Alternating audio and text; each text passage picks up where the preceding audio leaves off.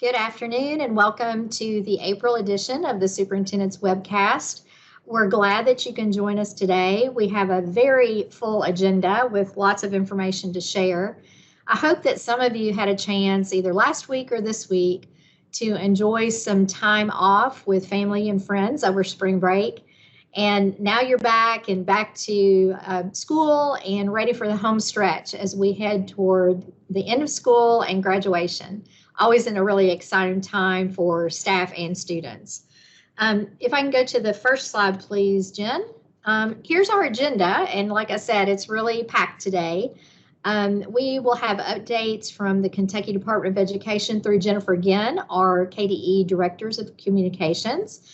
A really good segment that I'm looking forward to listening in on, which is about our new Kentucky Innovation Guide. Staff from the Office of Continuous Improvement and Support will be on to share that with you and give you lots of good information about a document that is really trying to highlight and elevate the good work that's happening in Kentucky schools and how you can participate in that innovative learning as well. We'll have an ESSER update about federal COVID relief funds from Matt Ross in the Office of Finance and Operations.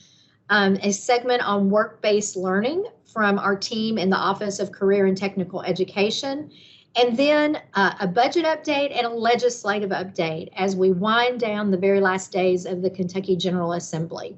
And then always question and answers, which would be available from our KDE leadership team. If you'll note in this new format that we've been introducing, there is on the top of your toolbar, a Q&A feature that you can click on to submit your questions for review by the leadership team here. Next slide, please. And let's jump right into updates from me. Very pleased, if we can go to the next slide, please. I'm very pleased to share with you, and I hope everyone has heard this by now, the exciting news that Dr.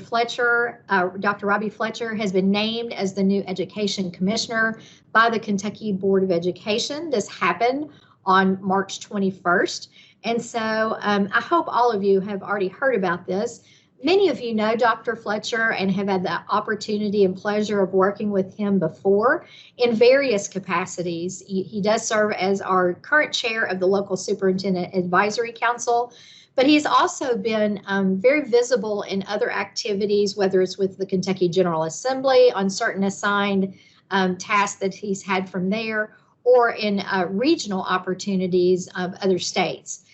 He earned his degrees from both Morehead State and the University of Kentucky, and he will begin his new role with us pending confirmation by the Kentucky Senate. We have 2 days to get that done, and we are very, very optimistic that this is going to happen for Dr. Fletcher, for the Kentucky Department of Education, our board, and all of our local school districts, and are very excited about it. I can share with you, I always, when I have the opportunity, like to share sort of the 4 main qualities that the Kentucky Board of Education considered as they looked for the naming of our next commissioner. And we think Dr. Fletcher fits the bill on all of these. And that is someone who would act as an ambassador or statesperson on behalf of public education and supporting public education with our General Assembly and other agencies. Someone who is an expert instructional leader, really engaged in vibrant learning, knowledgeable about literacy, numeracy, and also looking out for our underserved population learners and their families. A strong organizational leader to lead the Kentucky Department of Education as an agency, as a champion for the Kentucky United We Learn initiative and all that that is bringing to public education for the future. And then finally, a visionary innovator, especially in the areas of assessment. And those of you who have worked with Dr. Fletcher know that he has background in assessment and accountability. And he also has a strong background in funding, in public school funding. And so we're very excited to welcome Dr. Fletcher as soon as we can get past this little confirmation that still needs to happen. So we look forward to that. Next slide, please. The other exciting thing that has happened recently is we did conclude our 2024 Kentucky STLP Championship. held at the Central Bank Center in Lexington on March 27th. Nearly 21,000 students, educators, volunteers, and community members, parents, all gathered there to watch competitions with our students involved. Lots of volunteers and judges. 558 schools participated in 119 districts. And on the slide, our big congratulations to our 4 state champions. And if you'll just take a minute and look at just the titles of the work that's going on and the actual demonstrations, very, very impressive. You can see that our students are gaining valuable, vibrant learning experiences through the help of teachers and administrators that support these efforts in your local school districts. And then also great leadership skills. It was a pleasure for me to be able to spend the day with all the STLP students and feel the joy and enthusiasm throughout Central Bank Center. So congratulations to all that participated. This is a big initiative across the state, and we really don't see any signs of it slowing down. So we continue to build on that each and every year. Next slide, please. And speaking about vibrant and innovative learning, we are highlighting Fleming County and using their laboratories of learning to prepare their students for graduation, and the work that they've done in Fleming County really about a different type of accountability and assessment system that fits their students. We've highlighted them and highlight the other L3s that are currently, there are 18 of them that are currently participating in this work. Really express our appreciation for the leadership that they are forging ahead and looking at different ways of doing things. It's really informing our work in Kentucky United We Learn, and it has been a pleasure to partnership with them. And you can read more about Fleming County's L3 journey on Kentucky Teacher, and that link is at the very bottom. Those are the updates that I have. Like I said, we have a very full agenda. So I'm going to now turn it over to Jennifer again, and she's going to give you some further updates from the Kentucky Department of Education. Thank you, Commissioner. Next slide, please. We have competitive grants. First up, as we always do, we have FY24 McKinney-Vento Homeless Children Education Program Grant. Applications are due by 4 p.m. Eastern Time, April 18th. The award amount varies. There is no matching funds requirement. KDE, Office of Continuous Improvement and Support, is issuing the RFA from local education agencies to develop and implement programs that facilitate the enrollment, attendance, and success of homeless children and youth in school. You can for more information, look on the KDE Competitive Grants webpage, or you can email Jennifer Bryant. Next slide, please. All right, we have a few more days if you would like to recommend somebody for the Kentucky Exemplary Educators Program. We're taking recommendations through April 15th. Although I'm thinking that could be extended out just a little bit. Individuals may recommend up to 3 certified teachers, teacher specialist, assistant, or principals currently serving in a Kentucky public school. The educators will receive a certificate of excellence from KDE, and they also may be considered for recognition and opportunities, like as invitations sit in advisory councils and committees. Individuals should demonstrate exceptional educational talent, exemplary educational accomplishments, and leadership beyond the classroom. Engaging and inspiring presence that motivates and impacts students, colleagues in the community, and strong long-range potential for professional and policy leadership. If you have any more questions, there's the email, theawards@education.ky.gov, or you can reach out to Dr. Gliptazan Grider-Jones, who heads up our awards programs, and you'll see her contact information there. Next slide, please. This is another one that sort of a new one for us to promote, but we are really happy to be able to do it. Nominations are open for the Kentucky Teacher Hall of Fame class of 2024. So This has been established back in 2000 by a gift from former Governor Louis B. Nunn. It is located in the College of Education and Behavioral Sciences at WKU. But they do want to point out this is not just for educators who have gone to the program at WKU. It's for educators across the state. So nominations for the Hall of Fame class of 2024 must be submitted by August 15th. You can get some more information on the Kentucky Teacher Hall of Fame website. And we also have a press release on that on Kentucky Teacher if you go to the news section. So you can find the link there too. Next slide, please. Now this is an extra slide that I added in after we had already sent you all your link to the PowerPoint. So we have open registration for the Kentucky Reads to Succeed Summer Conference, which is scheduled for June 20th at the Central Bank Center in Lexington. You can see the keynote speaker there is Emily Hanford. The conference requires registration, but it's a free opportunity for your K-12 educators. So please feel free, share this with them. We would love for you to share this with your educators. Attendees will learn from KDE consultants and partners about evidence-based instructional shifts for literacy, the benefits of structured literacy, why high-quality instructional resources matter, and available resources for implementing the Read to Succeed Act. So please, when you get the opportunity, just share that with your staff. Next slide. Okay, I forgot this one was in there. KVE is accepting nominations for the Grissom Award. We have those going through May 17th. KBE gives the award each year to a Kentuckian or Kentucky organization to honor outstanding dedication to improving achievements for students with disabilities. And here you have the link to the nomination form. And KBE will present the award at its August meeting. And again, the nomination deadline is May 17th. So if you know of anybody who is a good fit for that award, please go ahead and nominate them. Next slide, please. Looks like we have David Cook and Sarah Snipes. Are you all ready?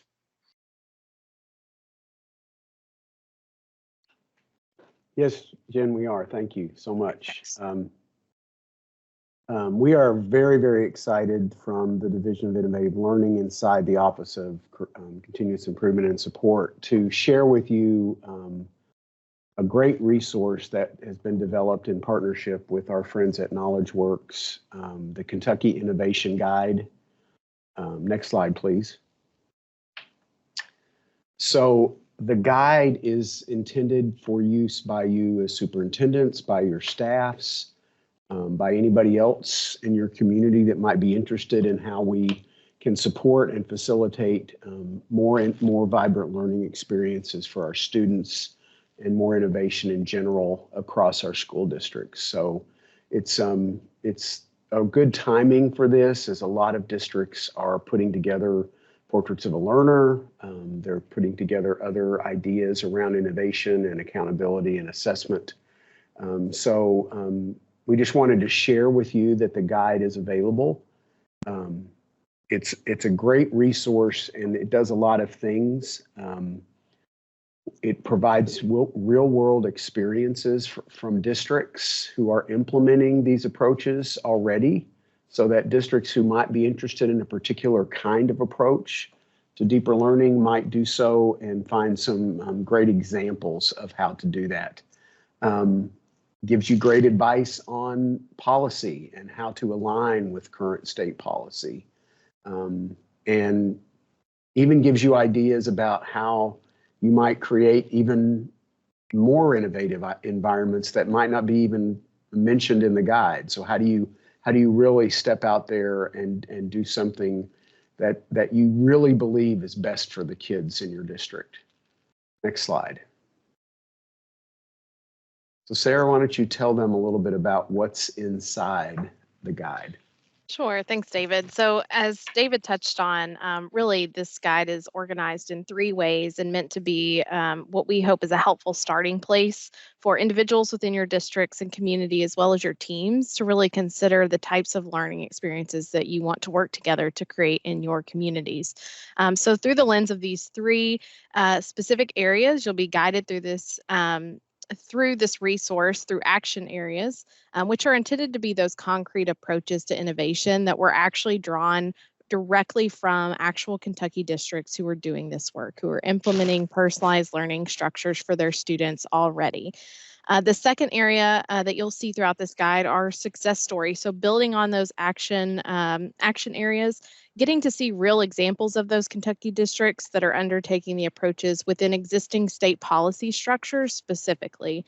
And then finally, organized around providing clarity around that state policy and how we can leverage existing policy flexibilities by schools and districts in order to create more personalized learning opportunities for our students.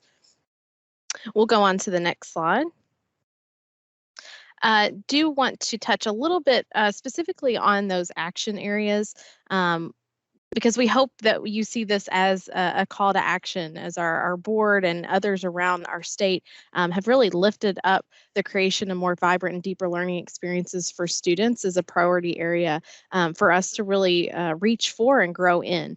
So the action areas that are specifically featured in this guide to help support you in creating portraits of a learner, areas of local assessment and accountability innovation, effectively using funding to support personalization, leveraging graduation requirement flexibilities, organizing and credentialing your learning, and rethinking teacher certification and professional development.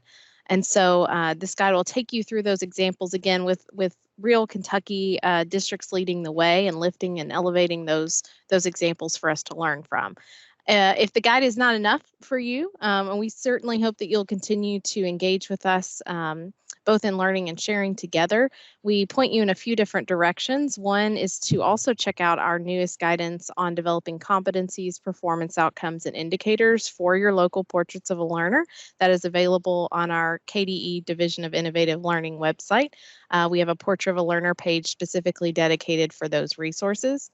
And we also encourage you to take action. KnowledgeWorks, as David mentioned, a development partner on this resource specifically, also offers their own wealth of resources on their website, such as the district conditions for scaling personalized learning and other guides that are available to you for free. And finally, just want to offer and extend an invitation out of about 45 districts who currently participate in the Kentucky Innovative Learning Network. We are excited to extend an invitation to any district leader who might be interested in engaging with us in membership in that network. We are excited to be launching our second ever exhibition of innovation and learning here soon in the month of June. And so we invite you to join us in that, as well as exploring other options that are available to you, such as becoming a district of innovation and other ways that we'd love to connect. So encourage you to point yourself to our Division of Innovative Learning website to learn more. And as always, you can reach out to David and myself. So we will take you to the next slide so that you can have our contact information and direct access to that full guide, which is live on our innovation subpage now.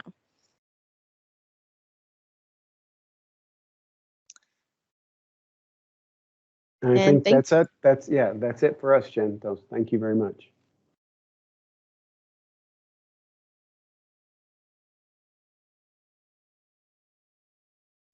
So now we'll go to an ESSER update, and I invite, well, it looks like we've got the team from Office of Finance and Operations. I see them on my screen.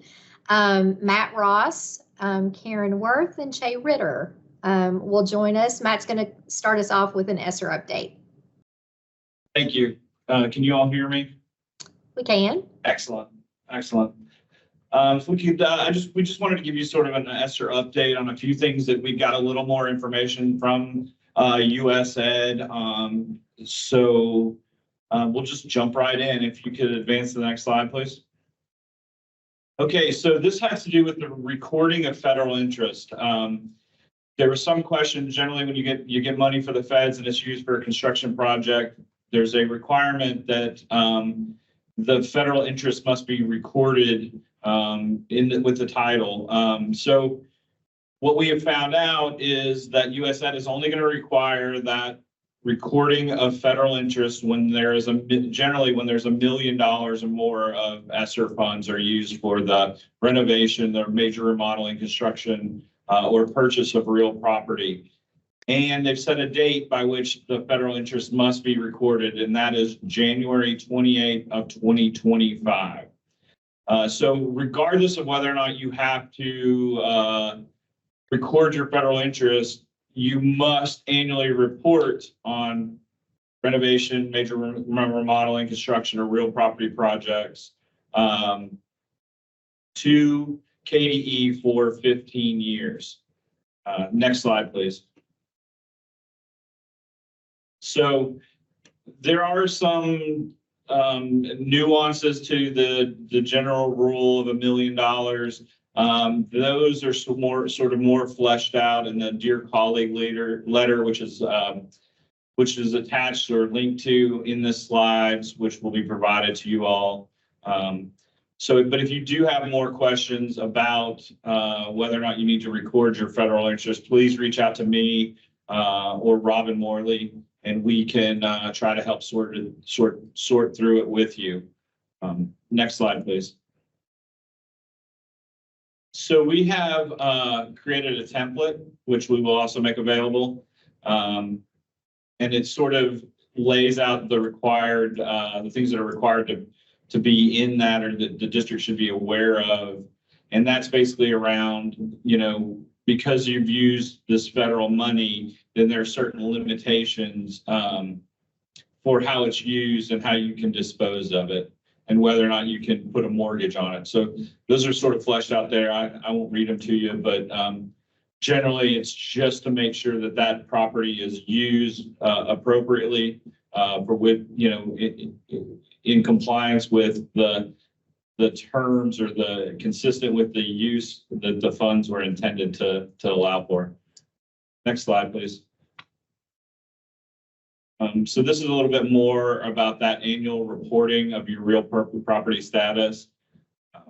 So 15 years, and there's federal forms with which you report those with, which we will also make available or provide links to. So there is a form for the annual reporting, and then there's also a form if the district should decide to try to dispose of that property. So we're sort of also, fleshing out how you all submit these to us, and but we will keep you apprised and updated and let you know once we figured out exactly how we're going to collect all this information. Next slide, please. Okay, we're going to jump to Davis-Bacon a little bit. This sort of really applies to some situations that we've recently heard about. Just a refresher, when you're using ESSER funds for basically remodeling or construction projects with contracts of more than $2,000, you must pay those Davis-Bacon prevailing wages. So the question we got was around contractors versus district employees doing certain things that would be considered a Davis-Bacon eligible construction or renovation project. So when a district uses its own employees, they are not subject to Davis-Bacon. But if they're using contractors and the project is more than $2,000, then they must pay the Davis-Bacon prevailing wage requirements. Next slide, please. So here, there's some examples of what is considered under federal law as a construction project that would be subject to Davis-Bacon. So specifically, preparation of drawings and specifications for school facilities, building, purchasing, remodeling school facilities, inspecting or supervising the construction of school facilities, and then some specifics: assembling and installing playground equipment. If you use contractors, then you would have to pay Davis-Bacon if it's more than $2,000. If you are using your own employees, you would not have to pay Davis-Bacon. Same with the rest of those examples, the HVAC, flooring, fencing, security system, etc. And if you have questions, this is important, you can contact the U.S. Department of Labor Wage and Hour at the U.S. Department of Labor and their Wage and Hour Division at that number, and they can help walk you through what you need to do or help get you right if you maybe are not in compliance. So again, if you have questions or think you might need to call the Department of Labor, you're welcome to reach out to me or Shay Ritter, and we can try to put you in contact with the right people if we don't know the answer. Next slide, please. Finally, just a little bit of reminder on the ARP liquidation extension. So if you're going to request a liquidation extension, that opens in GMAP on May 6th. You must obligate any funds by July 1, 2024 if you're requesting extension. And then we will make our one request to US Ed on about August 15th. Now, if you're not going to request an extension, then your funds must be obligated by September 30th, 2024, and then all federal cash requests submitted to KDE by November the 15th of 2024. Again, if you have more questions, reach out to me or Robin Morley, and we'll be happy to try to walk you through it. I think that's all we have in this portion of our presentation. Thank you, Matt. Appreciate those updates on ESSER. It feels like we should have all the rules known about ESSER since we are so late in the grant period. However, we continue to get information from the U.S. Department of Education about ESSER, and that's why as soon as we learn those things, like with the property recording issue, we want to pass those on expediently to you. If you have any questions, as Matt said, the Office of Finance and Operations will be happy to help you through any of these new things that we are learning together. Next, I'm happy to invite staff from Work-Based Learning from the Office of Career and Technical Education to talk to us about work-based learning. And Tina and Holly are with us this afternoon. So I'll turn it over to you all.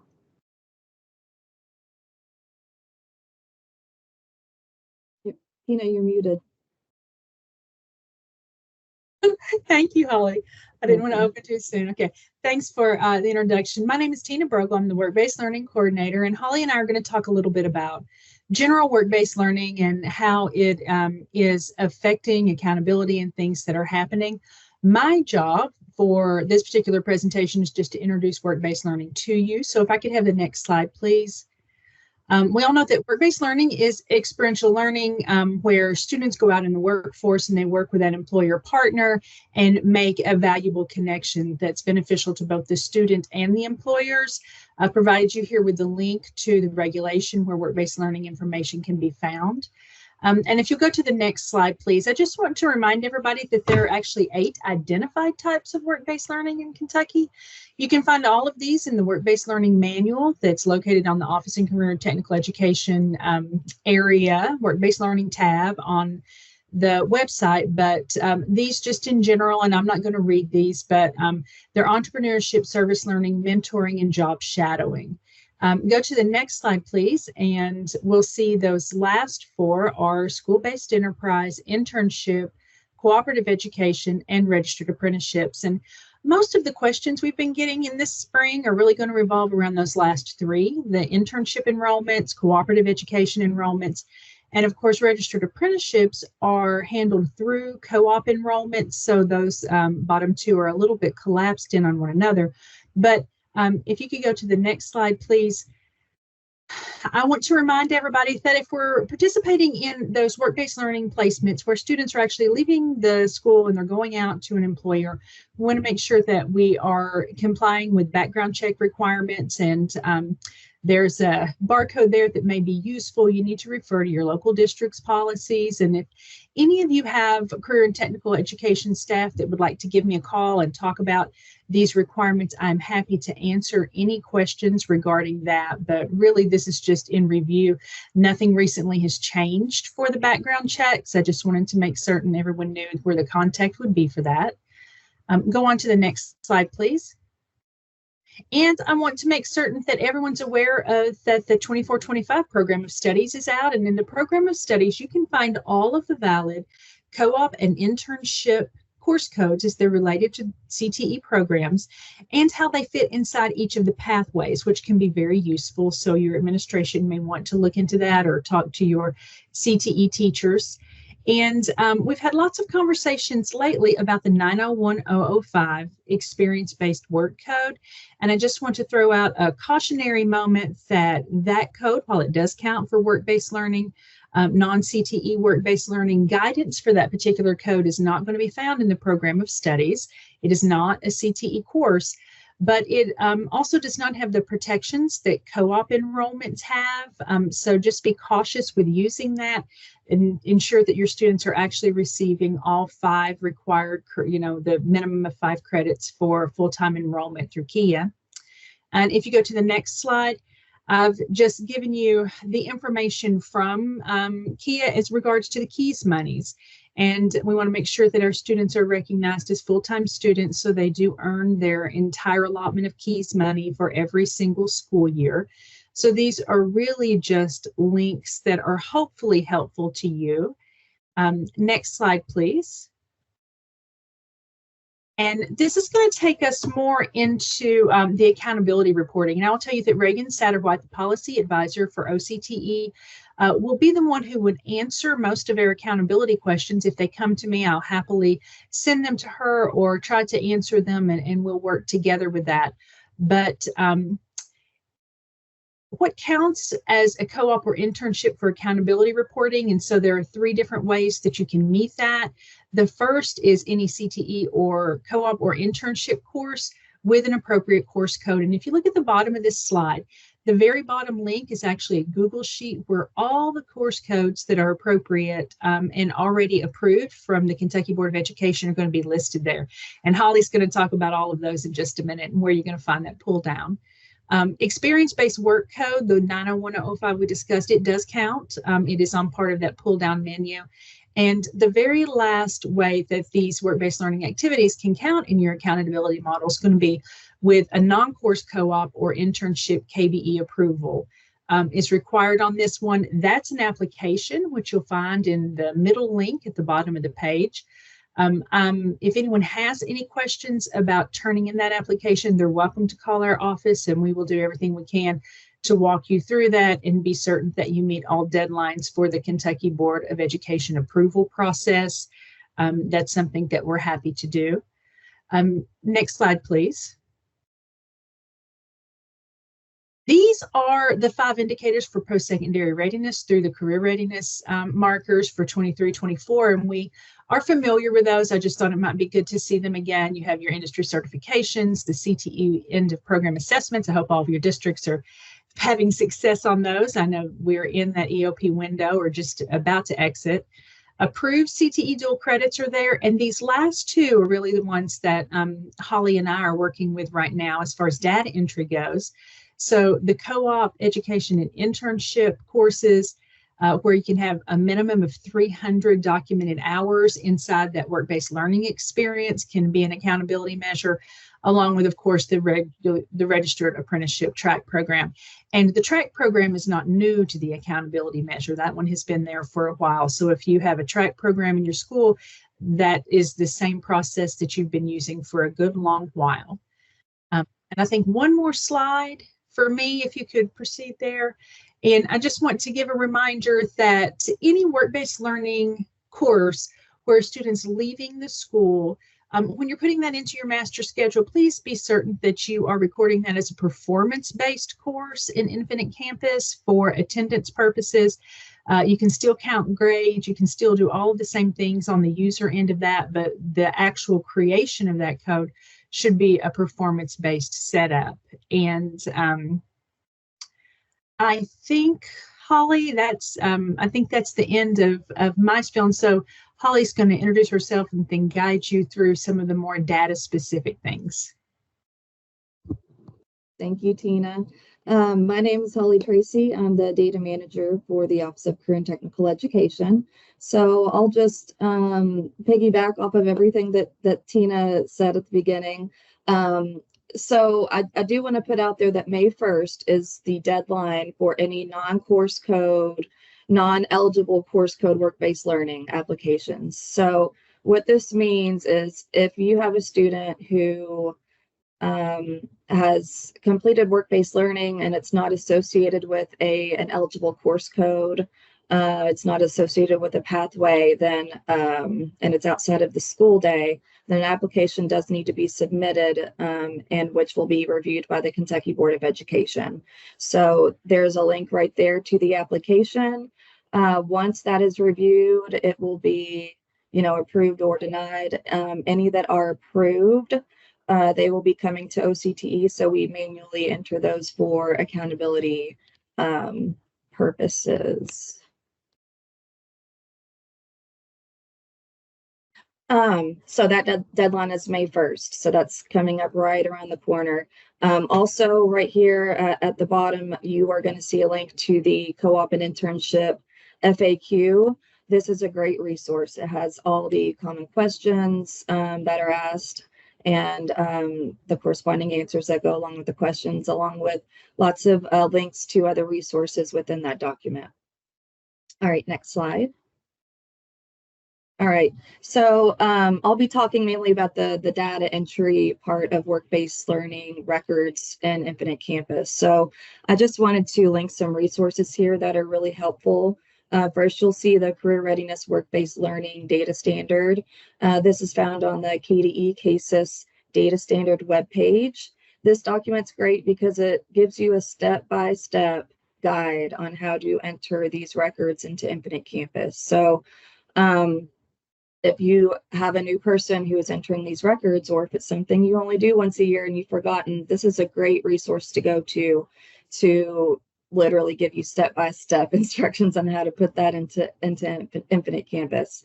Second is the document I referenced on the last page, and I think Tina referenced it in one of her slides. It's obviously a great document that we want you all to have and use, is the FAQ for the co-ops and internships.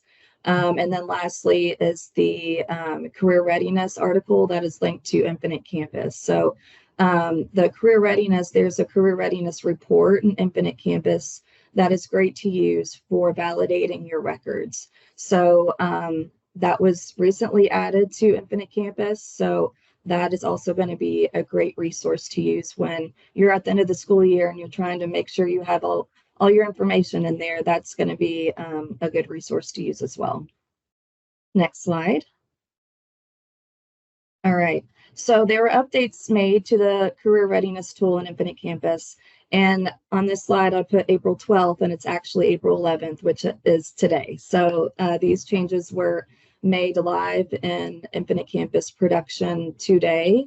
And there's just a few updates that were made to the tab. So for the career readiness type, before there were a lot of options to choose from that were not applicable to Kentucky's work-based learning standards.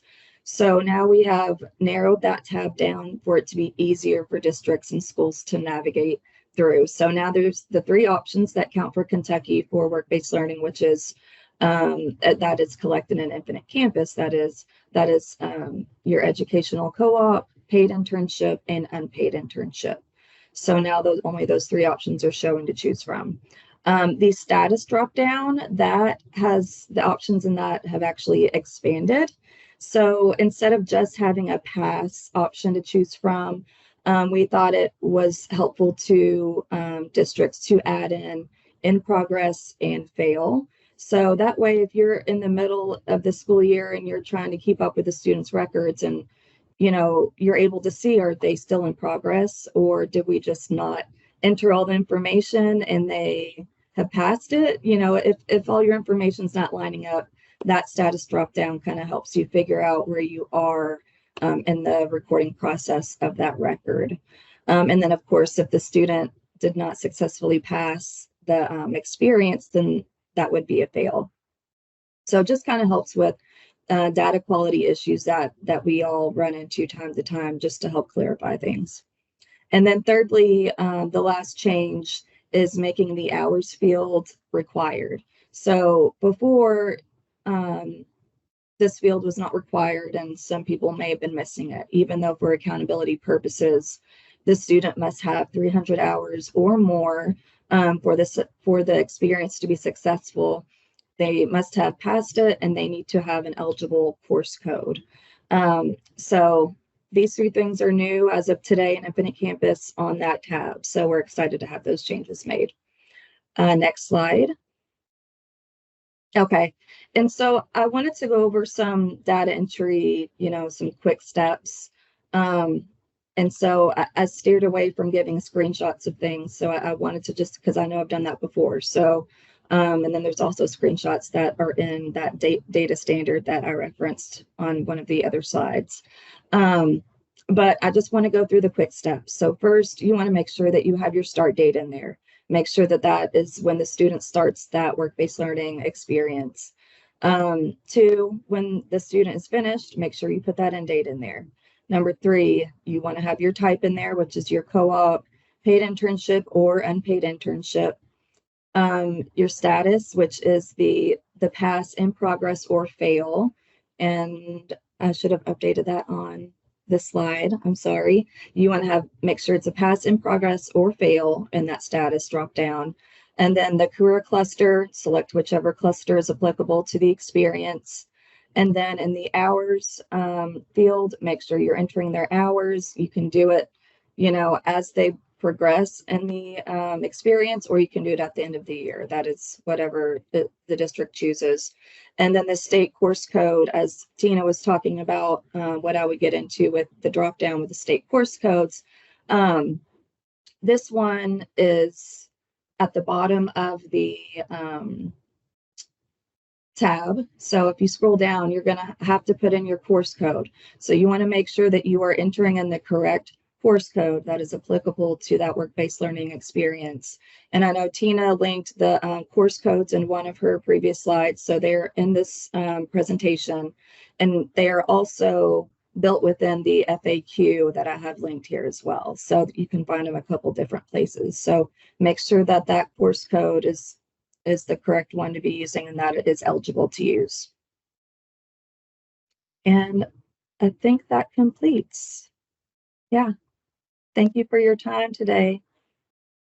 Thank you so much, Tina and Holly. Lots of great resources embedded in the slides here. We appreciate so much your presentation today.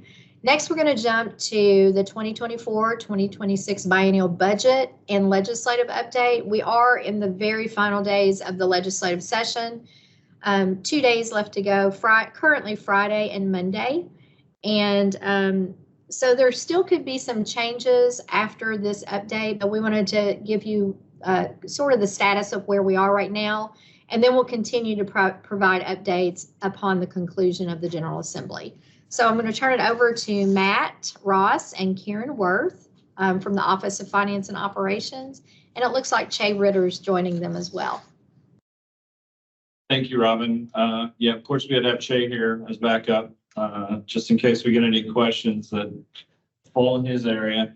As Robin said, there's 2 days left. The governor has issued a few vetoes, so we'll see what the General Assembly does with those.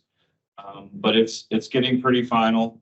So I'll go ahead and let Karen Worth sort of just run through the high points of the education side of the budget. Thanks, Matt. Next slide, please. This slide just kind of lays out the legislative process, the dates that certain versions of House Bill 6, the governor's budget, and then House Bill 6 came about during this session.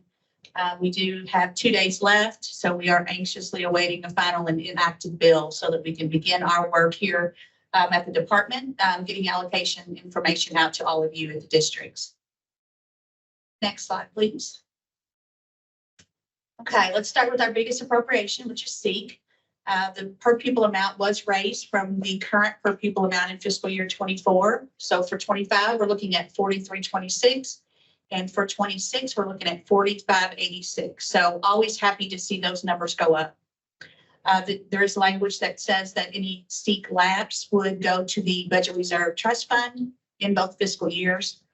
There's additional language included in the Tier 1 allotment that allows a district to levy an equivalent tax rate that would produce up to 17.5% of revenues generated or guaranteed, by the SEEK program. There's property assessment growth relief. I don't know if that's final language or if that's still being talked about. And then there is some additional funding for pupil transportation. Next slide. Also in SEEK, full day kindergarten is included, which we were very happy to see that as it was in House Bill 1. There's new language in SEEK for the STAR Academy. In the second year of the biennium, there's $5 million to support a 3-year pilot program for turnaround activities. So we're still learning about that program, and we'll be forthcoming as we learn more. There's also the language that I believe the House originally included called legislative policy requirement language. That language, this is just a snippet of it. There is a lot more language in the budget requiring districts to post proficient and distinguished numbers and rank order on their websites, and KDE to do the same. Also in that section of the legislative policy requirement language is language that the 2024 General Assembly does encourage local school districts to provide certified and classified staff a salary or compensation increase. Next slide. These are our ABR priorities. These are the priorities that our board members worked so diligently on last year. We started in February of 2023. And we worked all the way up until when we discussed the final budget, or what we hope is the final budget, yesterday in the board meeting. So a lot of thought went into these ABRs. These are additional budget requests that are over and above what our baseline budget is. So these are not current dollars that are in our base, but these are expansion or new dollars that the department on behalf of the Board of Education has requested. The first two columns there, after the narrative, those are the amounts that we requested in our budget request. And the last two columns are what was funded. So as you can see there, we had 1, 2, 3, 4, 5, 6, 7 of them. About half, maybe not half, but a little bit of transportation money. We did receive some funds to support step and rank increases. We did receive some fiscal support for content standards work that we do here at the department. There's some junior ROTC programs expansion that is going to take place that we received funding for. Also, we are in the process of revamping our assessment system. As you all are well aware, we did include some inflationary costs there as we negotiate new contracts. There's some operation support for a new SEEK program, a new SEEK application. And then there is educator employment liability insurance funding of $5 million each year. That provides additional liability coverage for certified staff in the school districts. Next slide, please. We have two other appropriations at the department. One is what we refer to as BAL, so the Bureau of Support Services. That is what we refer to as the operating side of the house. That's where you'll find your technology, your fiscal operations, your legal, school and community nutrition are all located in the BALS appropriation. That appropriation in Chay's area did receive $500,000 for K-Fix and the carry forward language that is attached to that. There's also $1 million for advanced placement, which we've seen pretty consistently. And then in the last biennium, we received an additional 2.6 for additional first come, first serve AP cost. So hoping that we are very happy to see those funds stay in KDE's budget, because that allows us to directly pay for those exams on behalf of districts. And I think I've already mentioned the other two, so we'll move on. The other appropriation, which we refer to as the programmatic or the curriculum side of the house, that KDE is a Learning and Result Services, or LARS. What's listed here is what we refer to internally kind of as the LARS lines. These are the grants that are specifically designated in our budget language, and the dollar amounts associated with those. A lot of these are consistently and historically in our budget. There are some new ones, which I think we've touched on a little bit already in previous slides. I think we did not mention Math Nation. We did have funds for that program in the previous biennium. They were funded with state fiscal recovery funds, but there are general funds now for Math Nation. So not sure if any of your districts participated in Math Nation, but there is a general fund appropriation for that in the next biennium. Also, there was an additional $2 million for Safe Schools. So that will go to the the Kentucky Center for School Safety and be included in the funding formula and the allocations that we send out from the department to you all in the next month or so. I think the last one that I wanted to touch on is the school resource officers. There was language included in House Bill 6, $16.5 million in the first year, $18 million in the second year, and that is to provide school districts $20,000 per campus per certified school resource officer. So we are working internally with our Office of Continuous Improvement and Support, working with Ben Wilcox, the school safety marshal, and John Akers at KCSS to get numbers and campuses and all of the information we think we need to have an internal conversation as to how those funds will roll out. So stay tuned. We will be providing additional information as we work through that language. Next slide, please. I'm just looking to see if there's anything I haven't touched on. I think I have mentioned everything. We lead CS. We did receive $1.5 million in each year of the biennium. This is a new program to KDE. This is a virtual computer science program. We are meeting with the vendor and having those conversations about, deliverables, contracts, what the scope of work actually looks like for We Lead CS. So as with the school resource officers, stay tuned and we will keep you updated as we learn more about how those will be allocated.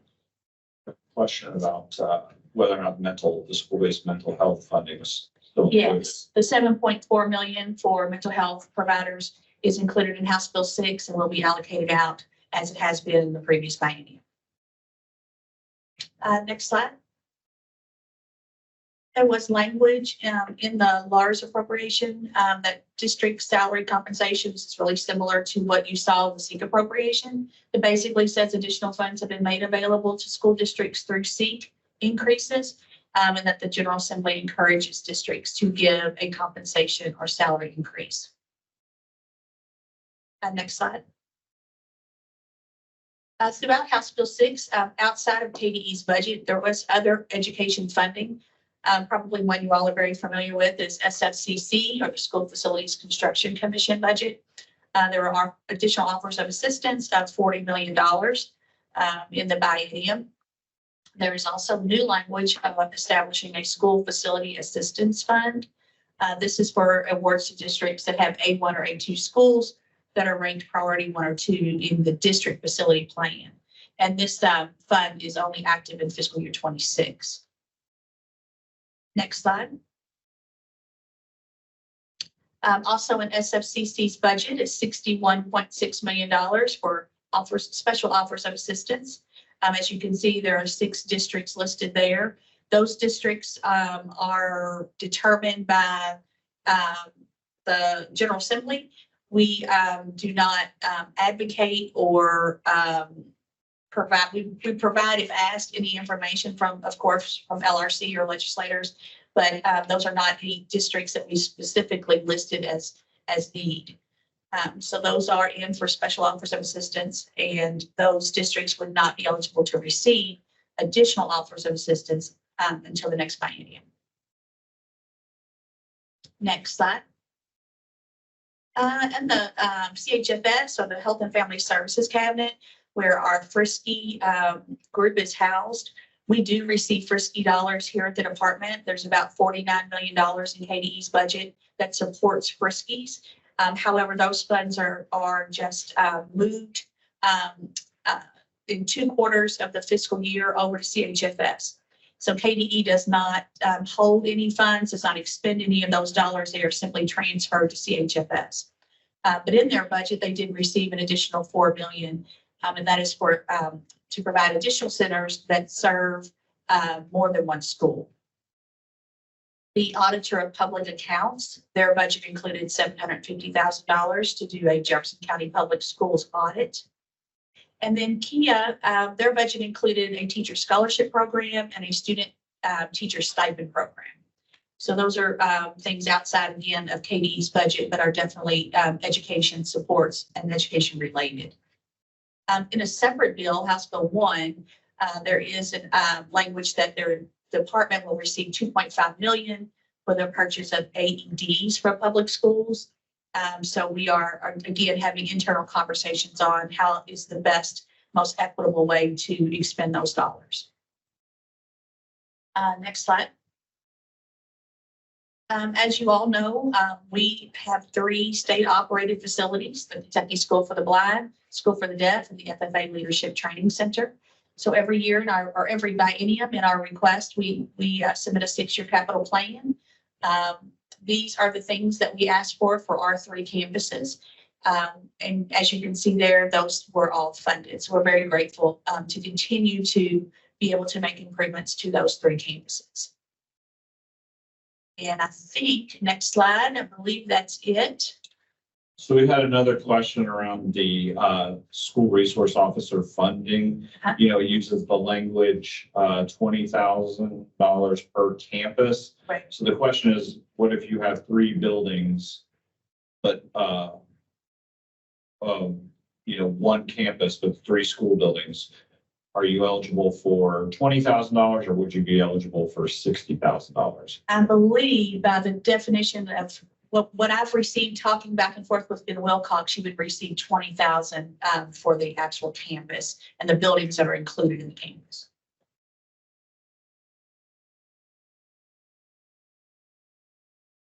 All right. If there are no other questions, I think that's all we have. Thank you, Karen and Matt. We'll roll right along into the legislative update now that we've finished kind of going through the budget.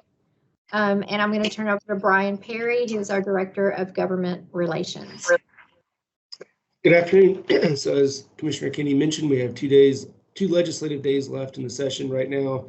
They will come in tomorrow and then are scheduled to come back for the final day on Monday. I think there's still a chance that gets moved to Saturday, but we will see.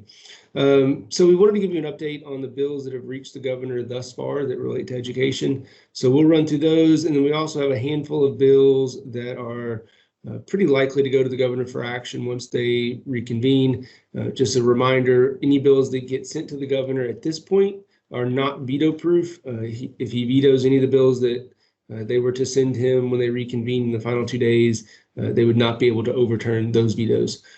Anything else that has been vetoed already simply requires a simple majority vote in each chamber to override.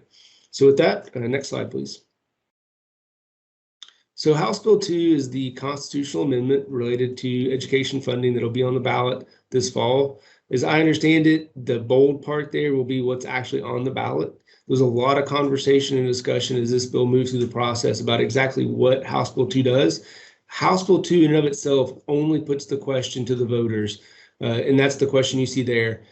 So that's the only thing that House Bill 2 does. If it's ratified in November by the voters, then the General Assembly would have to come back in the next session and sort of spell out through additional legislation what exactly that means.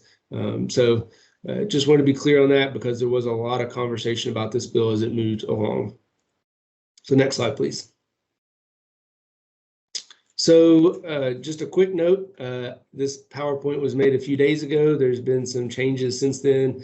At the time, these were all the bills that had been signed by the governor or became law without the governor's signature. So we'll run through those and then we'll get to the next batch. Senate Bill 11 is a juvenile justice bill that's trying to close the gap between the time a student gets involved with a serious allegation in the criminal justice system and the time that it takes for the school district to be notified of that. So right now, as I understand it, there can be quite a lag. This bill is trying to close that gap for some obvious reasons. Senate Bill 18 relates to the school bus specifications that we put out. So will probably be some changes to that coming. 164 doesn't really involve the department, but wanted to make sure you all were aware that it's out there.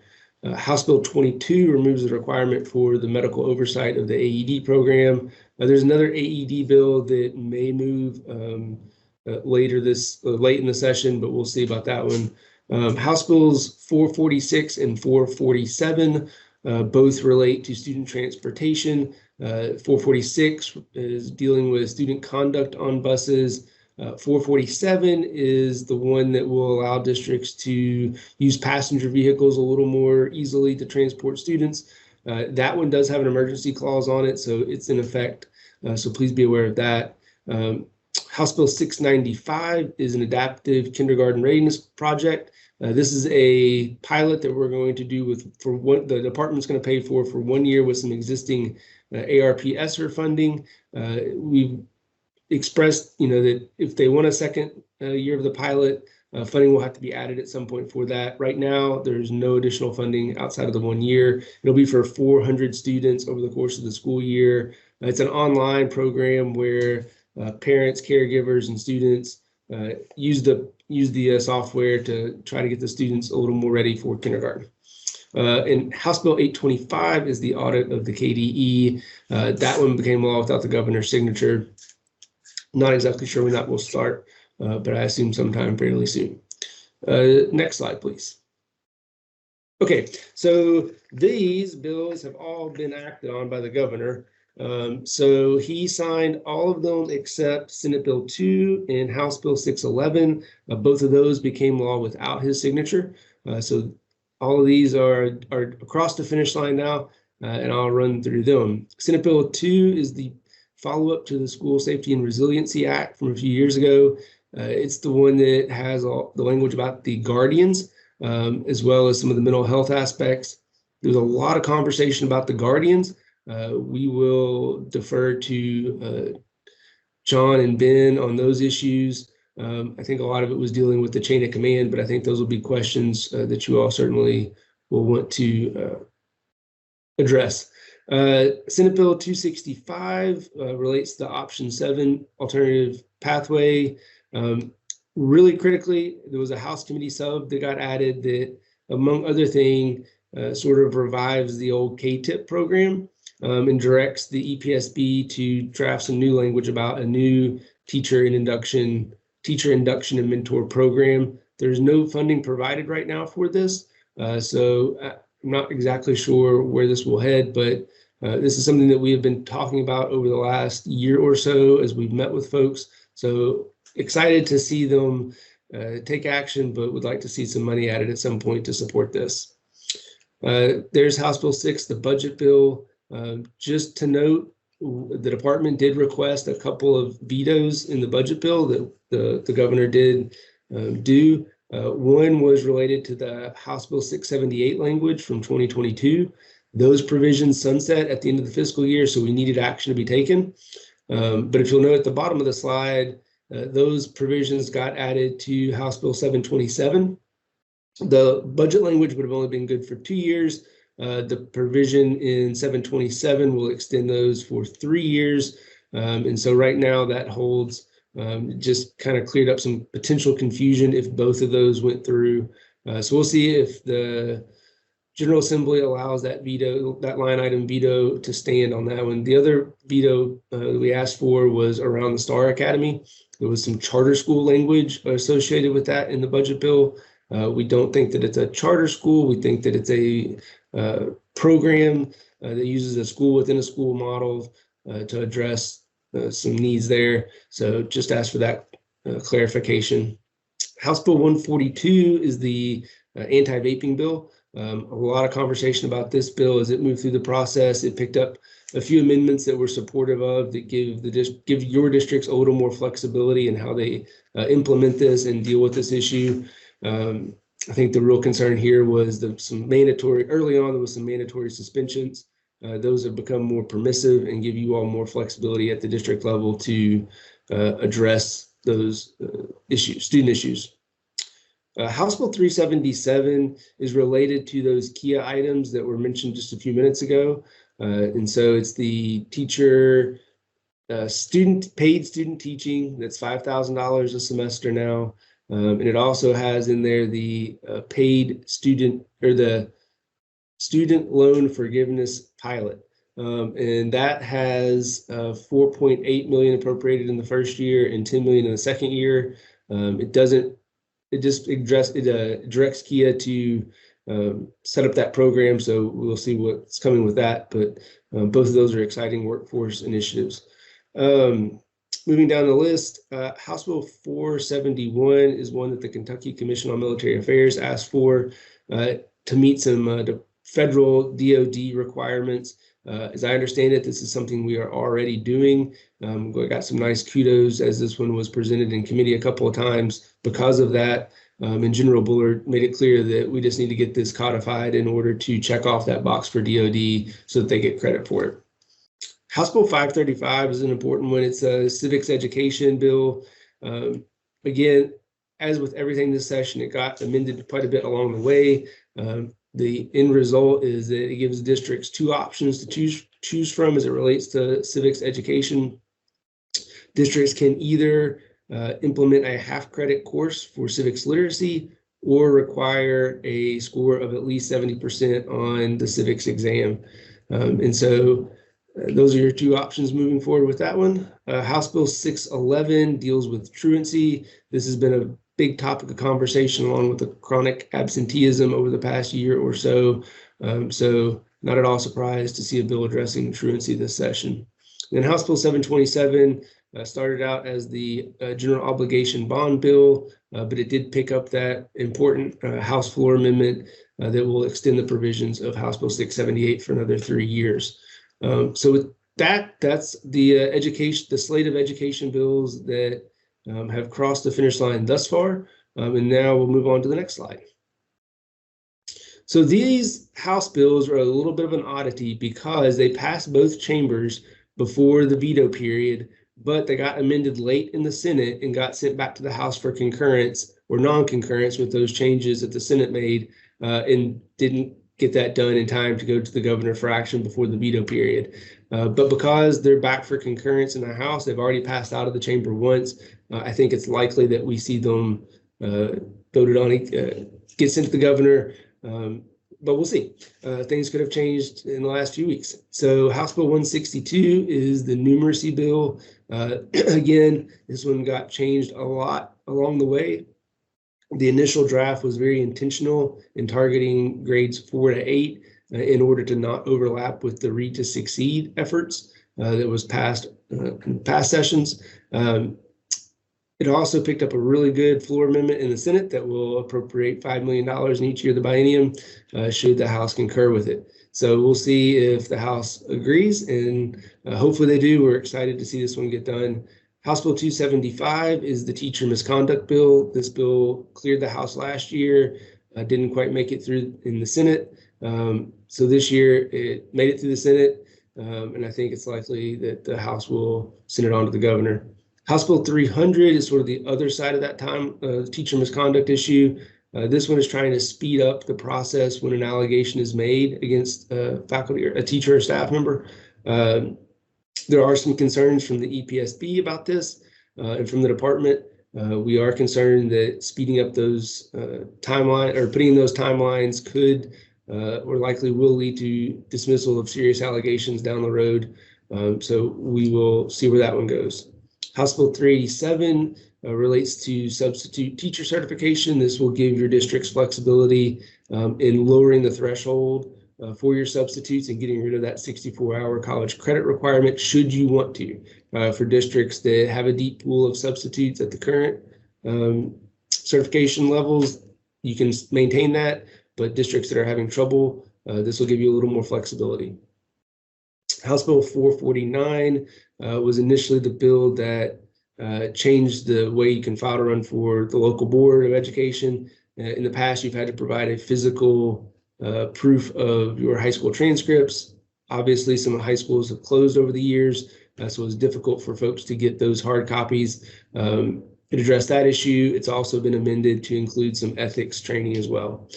So those are all likely to go to the governor for action, I think, because they've already passed both chambers and just need to be concurred with.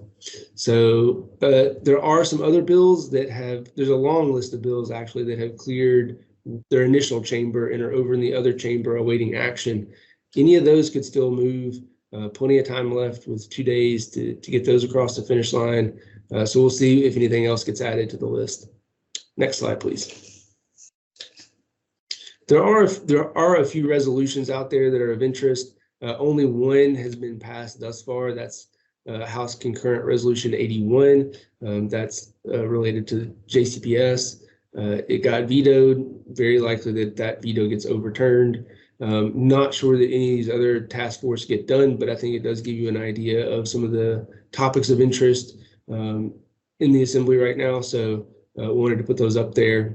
Possible that we see the SEEK task force get done, but not really sure about that one. And I think that's it for me. Next slide. And just checking to see if there's any questions. I don't think there are. Thank you all very much. Thank you, Brian. Yeah, I don't see any questions in the Q&A right now. If we can go to the next slide, please. I know that with today's presentation, especially on the legislative update and on the budget update, we went through those fairly quickly. So in the numbers, of course, over 1,200 bills filed this past legislative session. Lots of interest, of course, in education each session, which requires a lot of diligence and work on the part of staff in your districts, trying to keep up with all the things that are happening, as well as the staff here at KDE. So our appreciation to all of you that have been very engaged in the legislative process.